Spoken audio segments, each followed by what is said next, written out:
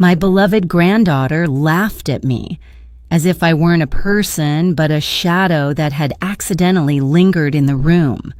She rolled her eyes, called me offline, snorted that I wouldn't understand anything anyway. After all, I didn't even have Instagram. The others giggled, and their laughter echoed inside me like a crack across delicate porcelain. With one sentence, she erased me from her reality, and I smiled, quietly, tightly, as if that was all an old woman was allowed to do: stay silent, bake pies, and disappear without a sound. But that night, I didn't go to sleep. By the next morning, she wasn't laughing, she wasn't speaking, she couldn't even look me in the eye, and I simply sat on the porch with my tea for the first time in a very long while, not silent, but heard. If this story resonated with your soul, click subscribe and let me know in the comments which city or country you're listening from. I'm truly curious to know where you're tuning in from. It was a Sunday evening in late October, the kind of evening when the air in Maple Glen, Pennsylvania, felt like something in between memory and smoke. Leaves had started to fall in uneven piles across the back porch, and the sun disappeared faster than it used to. The sky was already dark by 6, and the house smelled of baked chicken and rosemary biscuits. I had cooked, of course. I always did on Sundays. It was the one time of the week the whole family still sat down together, or at least pretended to. My son Mark had picked me up that morning from my apartment on Chestnut Lane. He lived on the other side of town, near the newer part of Maple Glen, where all the houses looked like they were copy-pasted from a real estate flyer. Clean white siding, black shutters, professionally landscaped lawns. Mark had done well for himself. Senior systems analyst or something like that. He didn't talk much about his work anymore, just said it was boring but stable. His wife Dina was a realtor, always perfectly put together, always speaking like every sentence might become a slogan for a billboard. Their daughter, my granddaughter, was named Riley. She'd just turned 16, a beautiful girl, tall like her father, with my mother's cheekbones and hair she dyed too often. Her smile could light up a room, but her eyes had that teenage glaze. Half disdain, half disinterest. Everything was either beneath her or irrelevant. I remembered that age. I remembered how everything seemed like it was happening too slow. Dinner was ready by 5:30. I set the table while they sat in the living room with their phones. I heard the buzz of notifications, the occasional forced laugh, the swiping of fingers against glass. The only sound that belonged to the house was the timer ding from the oven. When I called them in, they came slowly, as if the walk to the dining room was a burden. Riley didn't look up from her phone as she took her seat. She just shifted her thumbs across the screen and muttered something about her story still uploading. I had placed the chicken in a glass dish at the center of the table, surrounded by roasted carrots and buttered rolls. The gravy steamed in its small ceramic bowl. Everything looked the way it always had, but the energy was different, stretched thin like old elastic. They passed plates and murmured thanks. I tried to make small talk, asked Riley how school was going, if she was thinking about colleges yet. She snorted and said, "Nobody uses college anymore. Everyone's just building their brand online." Mark chuckled. Dina gave her that look mothers give when they want to correct but are too tired to bother. I asked what kind of brand she meant. She rolled her eyes and finally looked at me, phone still in a hand. "Like Instagram. You wouldn't get it, Grandma. You don't even have social media, right?" I said no. I didn't. Never needed it. And then she said it. "That's why you're invisible. You don't exist if you're not online." The words hit harder than she intended, I think. She said it with the flippant cruelty only teenagers know how to wield, where humor and venom blur until even they don't know which one they meant. Dina laughed. Not maliciously, but enough to let it pass. Mark said nothing. He took another bite of chicken and reached for the salt. I smiled, or at least I tried to. I had mastered the art of smiling without letting it touch my eyes, a skill I learned in courtrooms long before Riley was born. I told her I liked being invisible. It gave me more time to listen. She didn't hear me. She was already back on her phone, screen lighting up her face in that blue glow that made her look more like a ghost than a girl. The rest of the meal passed in silence. Plates scraped, water glasses clinked. I ate slowly, watched them. They were all together, and yet no one was present. Riley left the table first, claimed she had editing to do. I heard her footsteps climb the stairs, heard her door close. Mark and Dina lingered for a few minutes, but even they had run out of things to say. When they finally left the table, they thanked me like they were checking a box, like my effort had been expected, not appreciated. I cleared the dishes alone, stacked them neatly by the sink, washed each one with care. The suds clung to my fingers, and I let the water run hotter than usual. I needed to feel something sharper than embarrassment. My reflection in the kitchen window looked older than usual. Lines deeper, eyes smaller. I wondered if they really saw me at all anymore, or if Riley had been right. Maybe I had vanished the moment I stopped keeping up. Maybe being present at dinner wasn't enough, not for this world. That night, when Mark drove me back to my place, we barely spoke. He had some podcast playing in the car, something about productivity or finance. He dropped me off at the curb, gave me a hug that felt more like a pat, said he'd call next week. He didn't notice that I held on to the hug a second longer than usual. Inside my apartment, I turned on a lamp and sat on the edge of my bed. The house was quiet, still.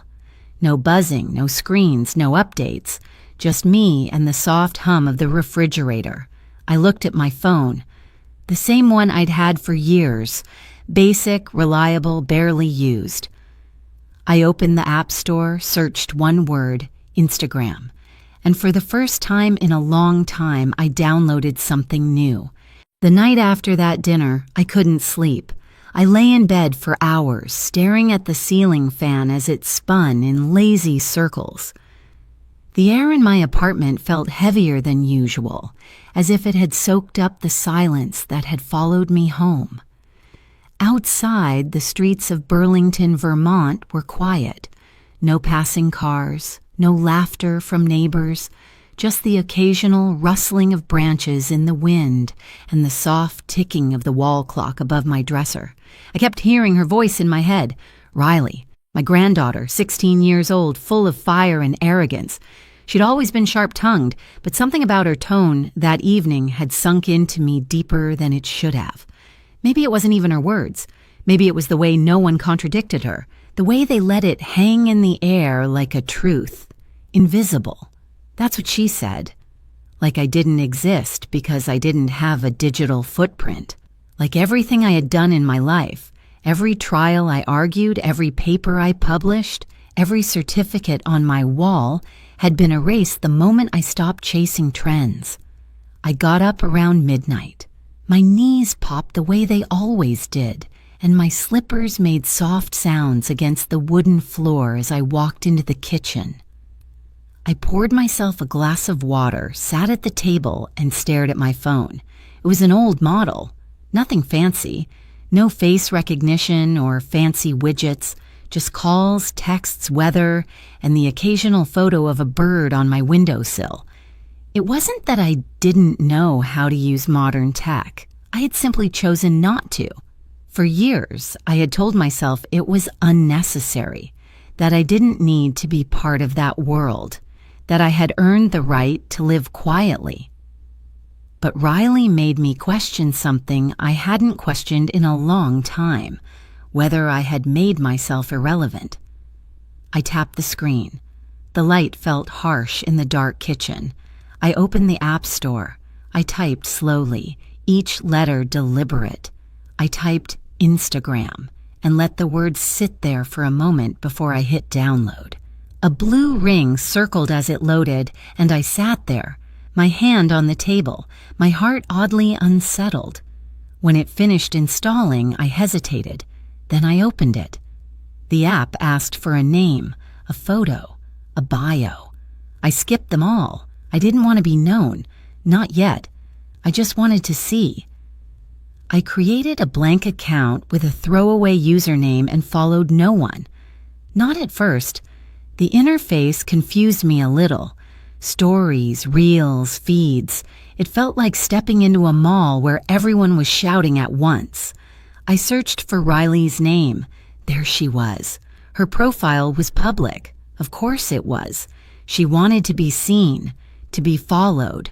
Her bio was filled with emojis, song lyrics, and a link to something called a Finsta. I didn't know what that meant at the time, but I bookmarked it to look up later. I scrolled through her photos. There were so many. Posed selfies with perfect lighting, beach shots with friends, mirror pics with filtered skin and highlighted captions. She looked older than she was. Not in the way of wrinkles, but in posture, in gaze, in confidence. Like she was performing a version of herself she hadn't grown into yet. The comments were worse than the photos. Boys calling her fire. Girls telling her she looked unreal. Laughing emojis, heart emojis, a sea of shallow validation. I kept scrolling. The deeper I went, the less I recognized her. This wasn't the girl who used to curl up in my lap with picture books or ask me about constellations. It wasn't that she was posting things that were dangerous exactly, but they were careless. Too much skin, too many implications, phrases that hinted at things she didn't yet understand. I could see how she was building a persona, someone louder, riskier, edgier than she was in real life. And then I found the Finsta. I had to search for it manually. It wasn't under her name, but it didn't take long. The username was a twist on an inside joke I remembered hearing her say once. The profile photo was blurry, the name untagged. But I knew it was her. This account was private. I requested to follow. I didn't expect her to accept. But 5 minutes later, she did. She probably thought I was a bot or someone from school. She didn't even question it. And what I found in that private space made my chest tighten. Photos at parties I didn't know she attended. Drinks in red Solo cups. Boys twice her age. Posts mocking classmates, mocking teachers.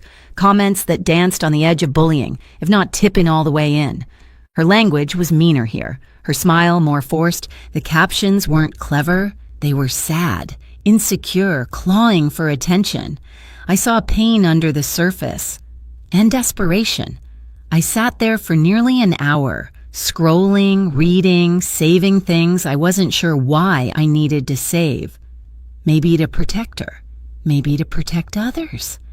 Maybe just because I didn't want to forget what I saw. By the time I went to bed, the sun was starting to rise. The birds were just beginning to sing, and the edges of the sky had turned gray-blue. I placed the phone face down on the nightstand and closed my eyes. I wasn't invisible. Not anymore. I had entered their world. And I had no intention of leaving. I spent the next week gathering. I didn't rush. I moved slowly, methodically, like a woman sorting through old boxes in the attic.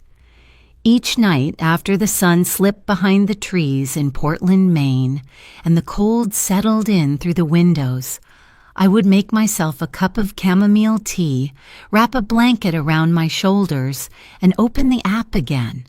It was 2024, but the glow of that screen felt like a portal to something timeless and dangerous.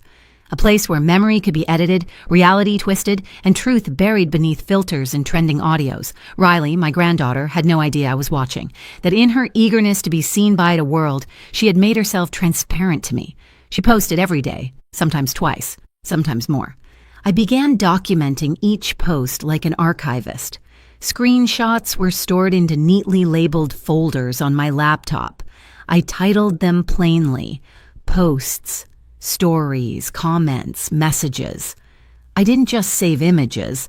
I saved conversations, usernames, timestamps. I saved evidence. What disturbed me most wasn't the content itself, although some of it made my stomach tighten. It was the consistency, the way she had built an alternate self through curated chaos. She'd created a second life where nothing mattered but attention, likes, reactions, and replies.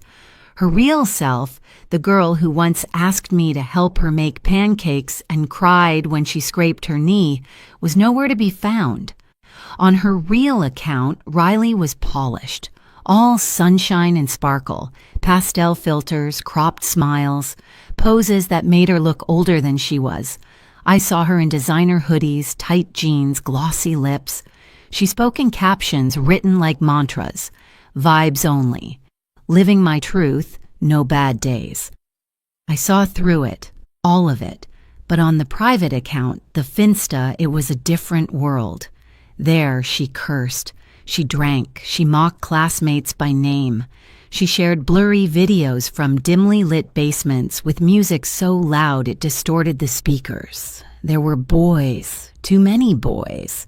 One in particular kept appearing in the background, his arm slung over her shoulder, red-eyed and smirking. He didn't look like someone who belonged in a high school, and she didn't look like someone who wanted to be in one. I saw her take risks that terrified me. I saw her comment under someone's post with cruel emojis and a thinly veiled insult. I saw her post screenshots of group chats, private messages, laughing about people she called friends.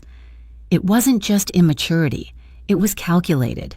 A performance, yes, but a cruel one. I tried not to judge, but I couldn't lie to myself. It hurt. It scared me. I saw a girl who was slipping inch by inch into a digital version of herself that had no boundaries, no filter, and no concern for consequence. And I couldn't shake the question, where were her parents in all this?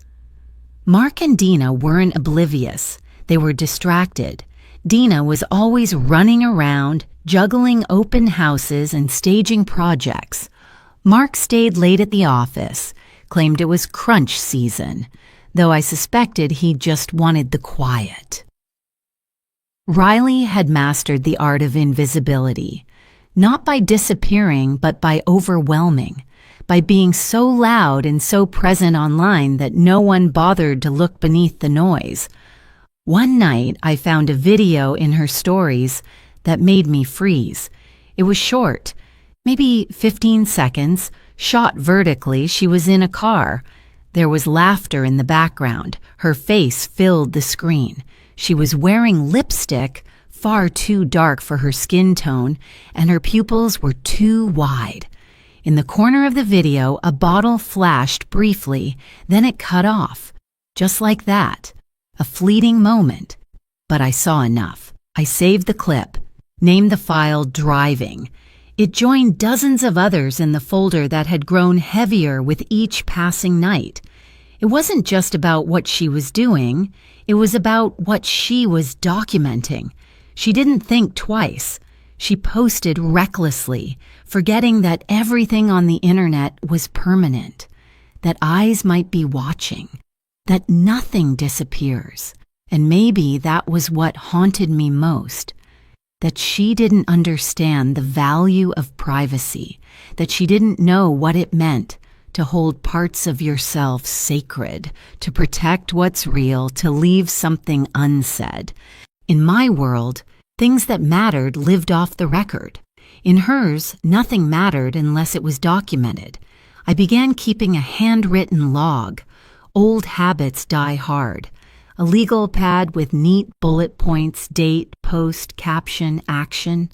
I wrote in black ink, my handwriting slow and steady. It gave me a sense of control in a space designed to take it away. I wasn't doing this to punish her. At least that's what I told myself. I wasn't trying to destroy anything. I just couldn't look away. I couldn't ignore what I saw, because if I stayed silent, if I let it all slide past me, then I would be just as complicit as the strangers who double-tapped her chaos and moved on. And maybe, deep down, I was also preserving something.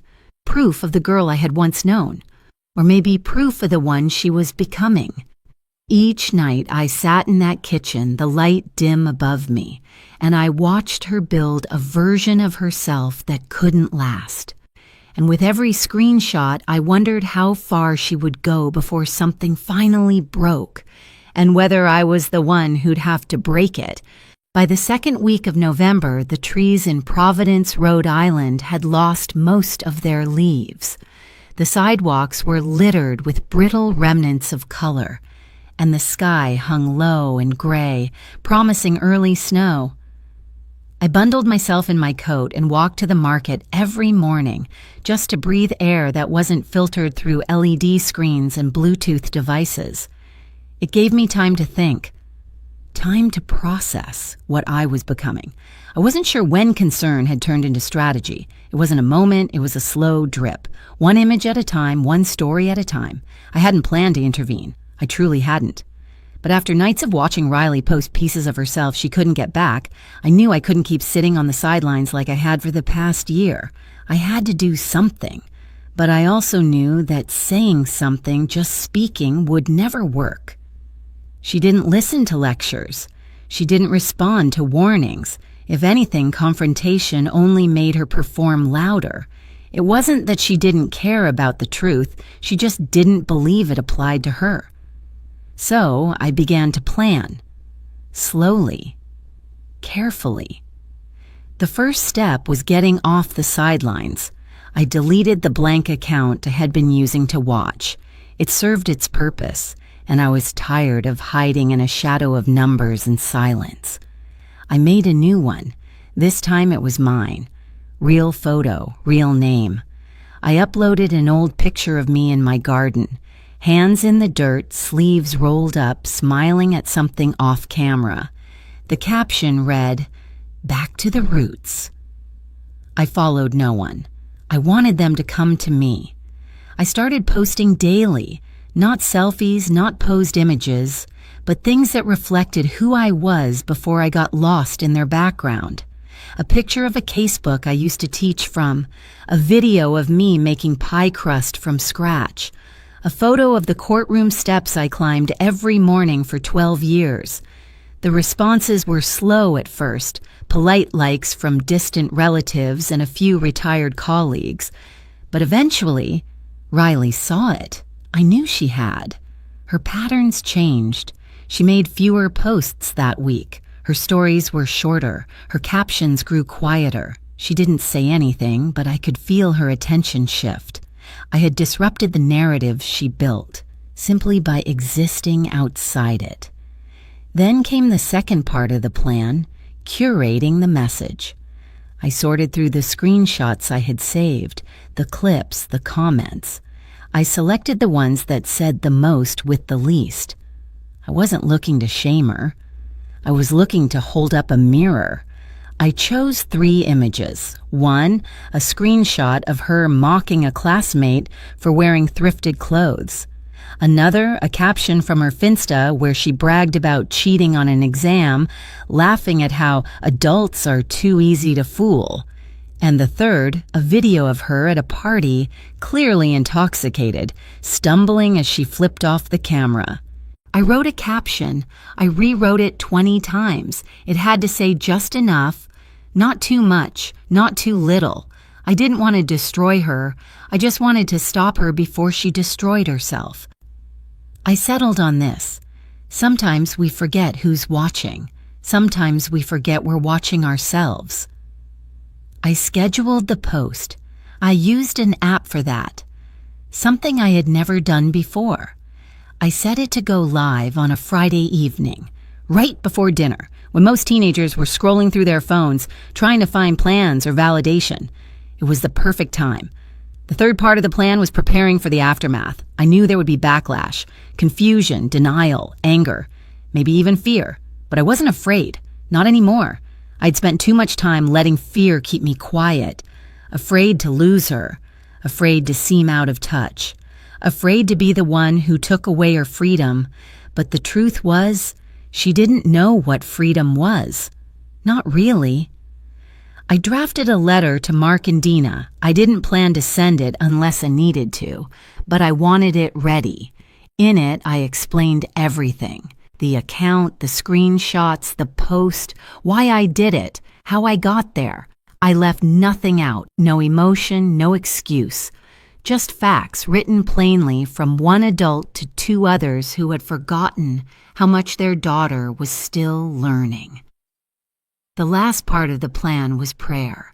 Not the kind you do with hands folded in church pews, the kind you whisper in the dark when you're not sure if you're doing the right thing.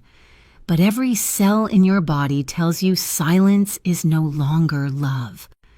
I didn't pray for her to be punished. I prayed for her to wake up, to see the space between the person she was pretending to be and the one she still had time to become.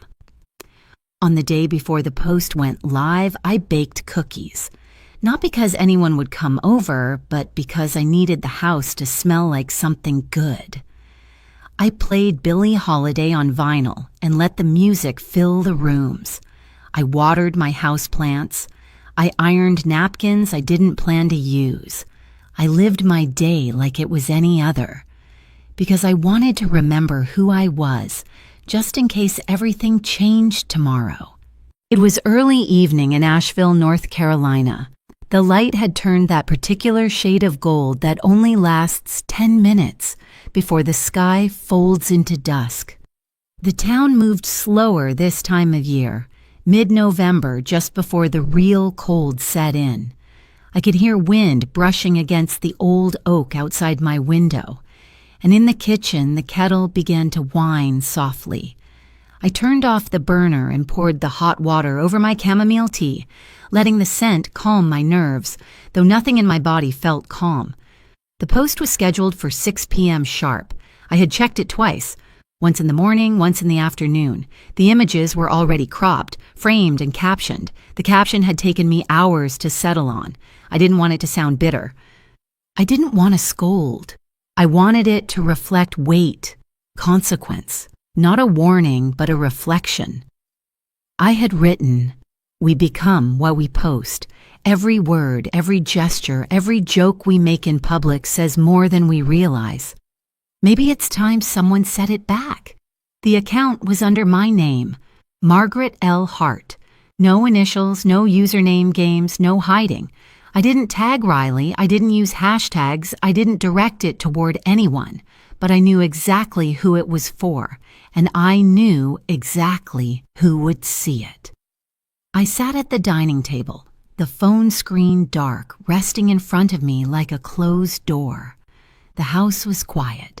No television, no music, just the hum of the refrigerator and the faint creak of the wooden floor beneath my slippers.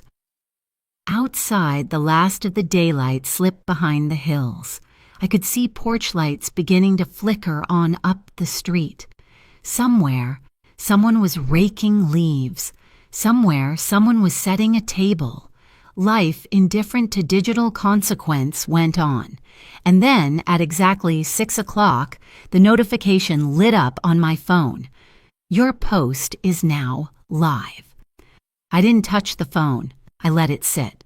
I reached instead for my tea, lifted it to my lips, and took a slow sip. The steam curled upward, warming my cheeks. I breathed deeply. I waited. It didn't take long.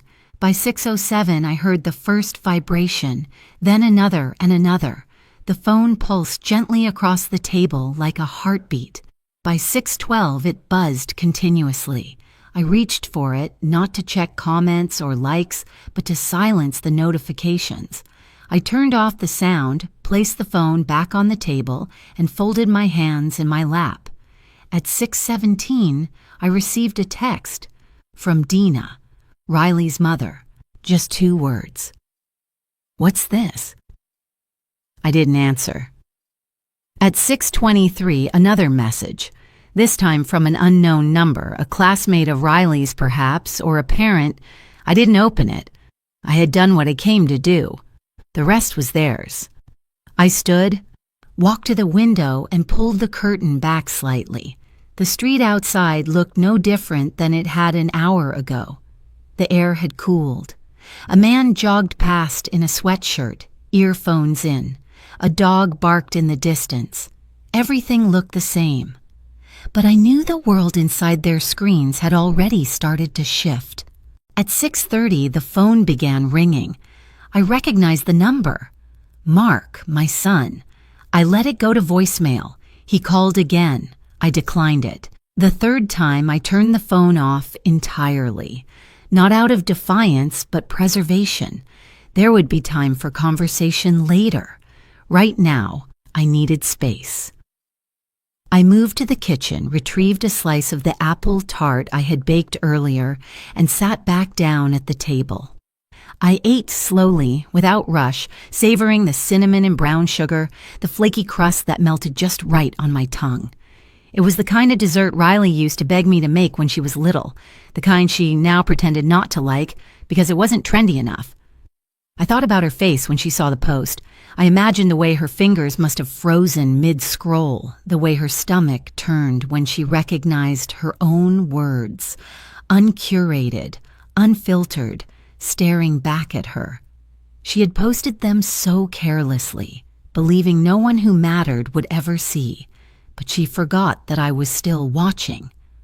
Not because I wanted to catch her, but because I wanted to understand.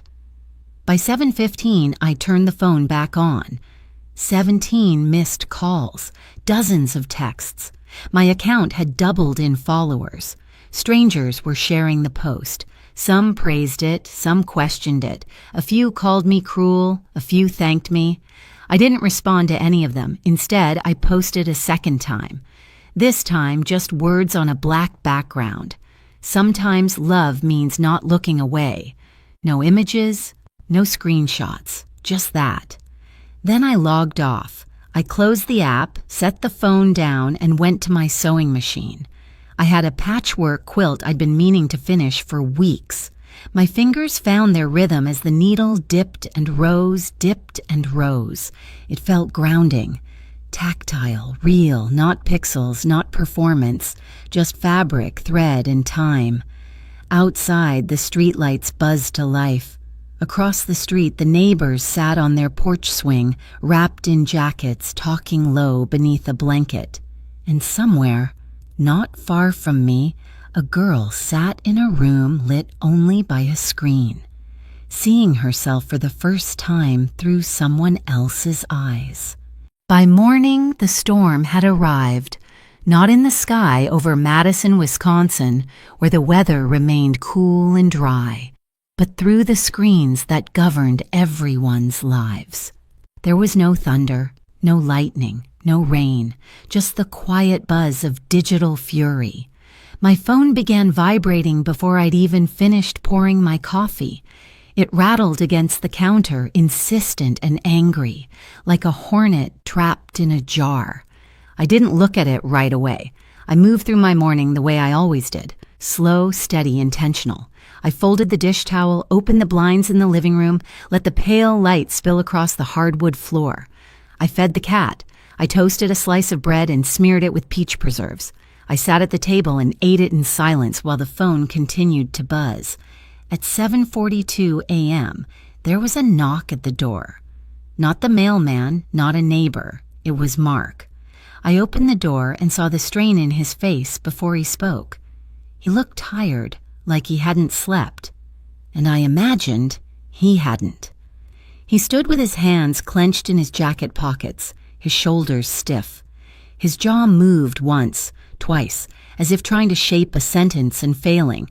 He didn't raise his voice. He didn't ask to come in. He simply said, "We need to talk." I stepped aside. He walked past me into the kitchen and sat in the chair I had just vacated. I made him coffee without asking. He didn't thank me. He asked why I had done it, why I hadn't come to him first, why I had embarrassed his daughter, why I had gone public. I listened to every question. I watched his hands shake slightly as he gripped the mug. I let the silence stretch long between us. Then I told him everything.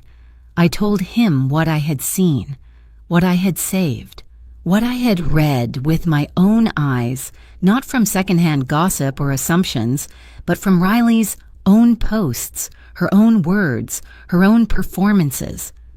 I told him how many nights I had sat alone, watching her unravel herself one image at a time. I told him about the cruelty, the recklessness, the danger. He interrupted, said I should have come to him, said this should have stayed in the family, but I asked him what family means when no one's paying attention. I asked him when the last time was that he looked beyond the surface of his daughter's life. He had no answer. He left without finishing his coffee.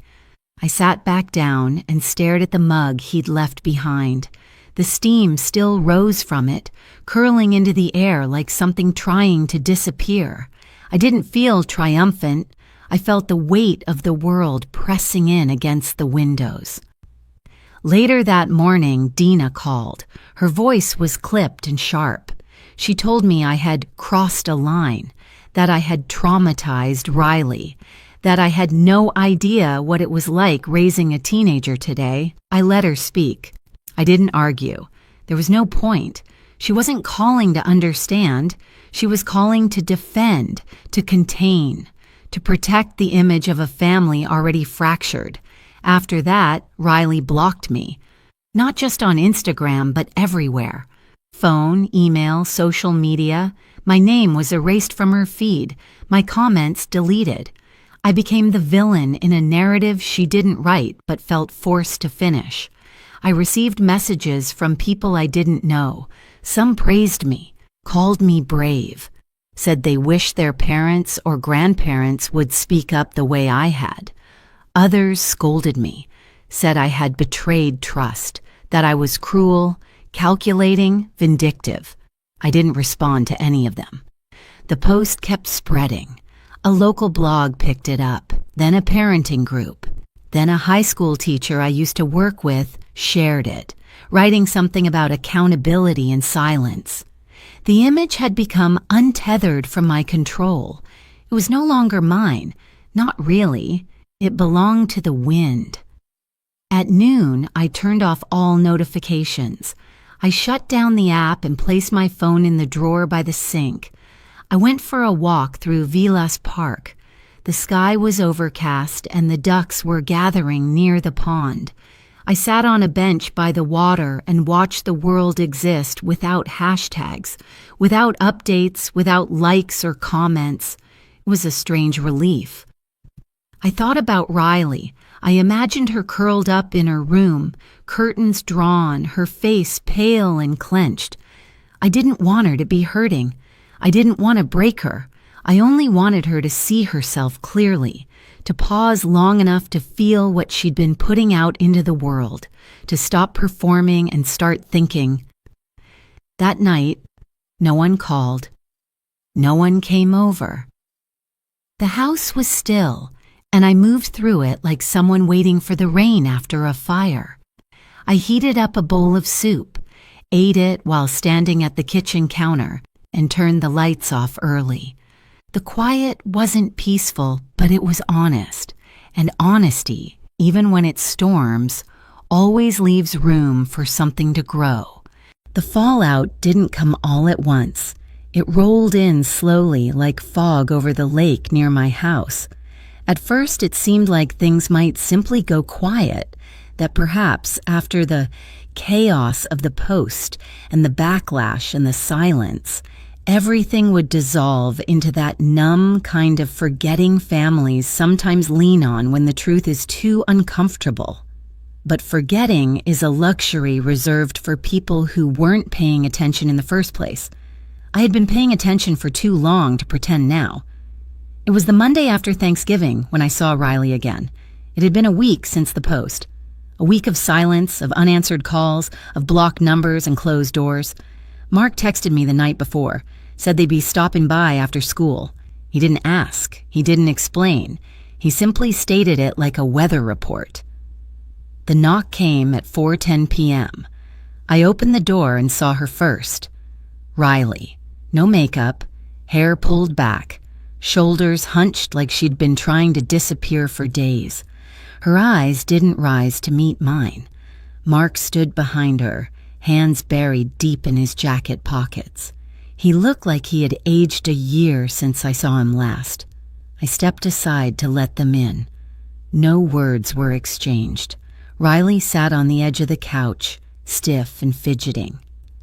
Mark stood by the window. I sat in my usual chair across from them. For a long time, no one spoke. The air in the room was full of static, as if even the furniture understood the weight of what was unspoken.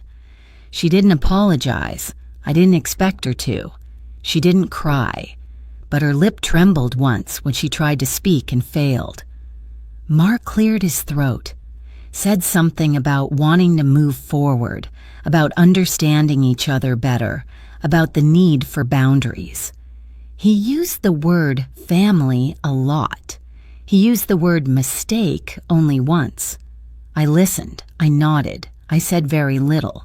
Not because I had nothing to say, but because sometimes silence says what words can't, and I wanted Riley to sit in that silence, to feel the shape of it.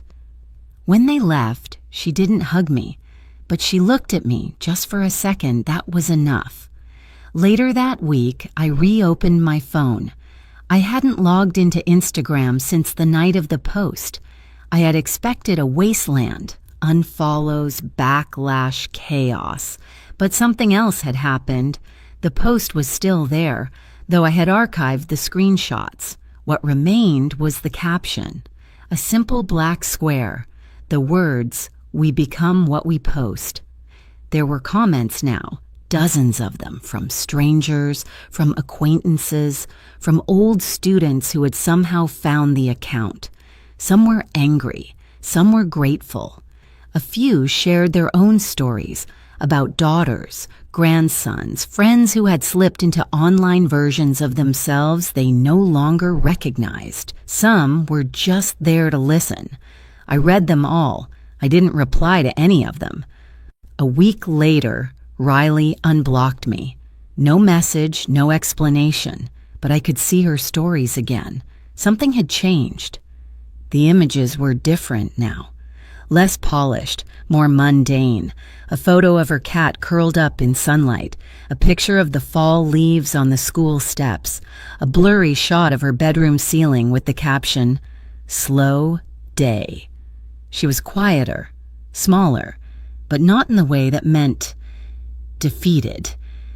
In the way that meant human. It felt like a beginning.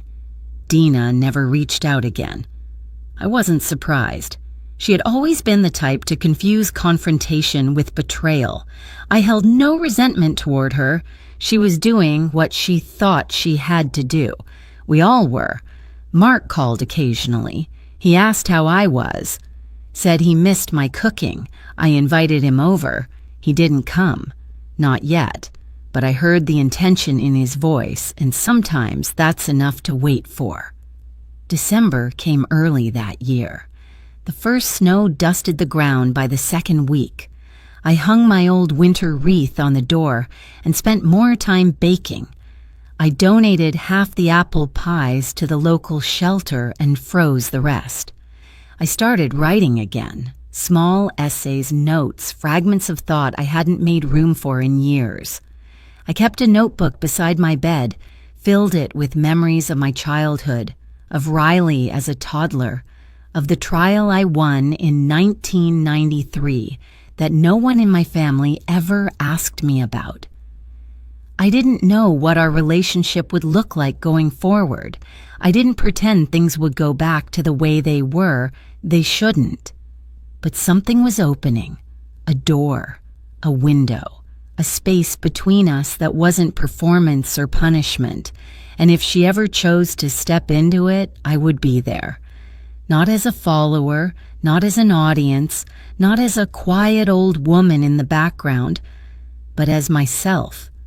Always watching, always listening, always waiting for her to remember that I was never invisible, not really.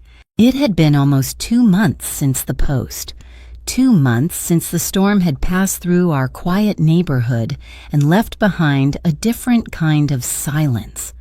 Not the cold, avoiding kind we had all grown so good at, but something else, something more open, more watchful, like walking into a room where someone had just spoken the truth out loud, and now nobody quite knew what to do next.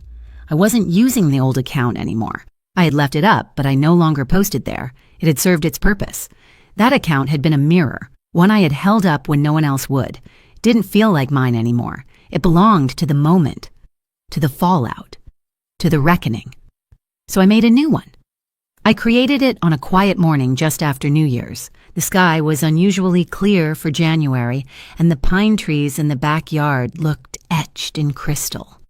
I had taken my morning walk through Buffalo Park, breathed in the frost-hardened air, watched a hawk circle above the canyon ridge. Something about the way it hovered without effort made me feel ready to begin again. I sat at the kitchen table with my second cup of coffee, phone in hand, and tapped Create New Account.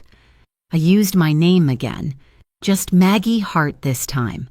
No middle initial, no cryptic username. I uploaded a photo taken the week before, one where I stood near the fence line behind the house, wrapped in my flannel coat, smiling without knowing someone was taking my picture. The bio was simple: retired lawyer, amateur gardener, full-time observer. This account wasn't for Riley. It wasn't for Mark or Dina. It wasn't for proving anything or exposing anything or reminding anyone what they had forgotten. It was for me. I started slow. A photo of my tulips starting to break through the dirt in the pot on the windowsill. A close-up of the sourdough loaf I had managed not to burn. A video of the wind chimes on my porch during a rainstorm. The sound delicate and soft and clean. To my surprise, people followed. Not hundreds, not strangers from viral reposts, just quiet accounts. Women in their 60s and 70s. A retired librarian from Oregon. A widowed nurse from Minnesota. A woman in Georgia who wrote poems about her dogs and crocheted blankets for NICUs. They sent little messages, nothing heavy, just comments that felt like real conversation. Love this view. Reminds me of my grandmother's kitchen. My daffodils haven't bloomed yet either. It was connection without performance, a kind of community that didn't demand perfection or provoke envy. Just a handful of women posting what they noticed, what they loved, what they missed. It felt like discovering a room that had always existed, but no one had ever invited me into. Riley hadn't followed the new account. I didn't expect her to. She hadn't said much since that one visit. A few texts here and there. A birthday card in the mail with "Love you" written in sharp, straight letters. We were still rebuilding carefully, like stacking stones in a shallow creek. Each moment had to balance or everything would shift. But I noticed her watching. She didn't like posts. She didn't comment. But sometimes her name appeared in the viewed by list of my stories. She watched my garden grow. She watched the pie crust I flowered and folded. She watched the sunrise over the canyon rim. She watched, and that was enough for now. The new account became a kind of journal, a way to remember who I was when no one was asking me questions. I shared memories sometimes, brief ones. A photo of my first courtroom badge, the leather briefcase I never replaced, a ticket stub from a Miles Davis concert in 1977. I didn't explain them. I just let them sit there, like pebbles along the path. And then one afternoon, it happened. I had posted a photo of my mother's ring, a simple gold band with a garnet set in the center. I had worn it every day since she died. The caption read, "She taught me how to speak softly and still be heard." And Riley commented, Just one word. Beautiful. No emoji, no sarcasm, just that. It sat there like a breadcrumb. I didn't reply, I just left it. Let her know I saw it, that I understood. A few days later, she posted a photo of the desert sky at dusk. Her caption said, "Trying to slow down." And for the first time in a long time, it didn't feel like she was performing. It felt like she meant it. I followed her again. She didn't follow back, but she didn't block me either, and that too was enough. Sometimes bridges aren't rebuilt. Sometimes they're rerouted, stone by stone, moment by moment, through quieter places, through new accounts,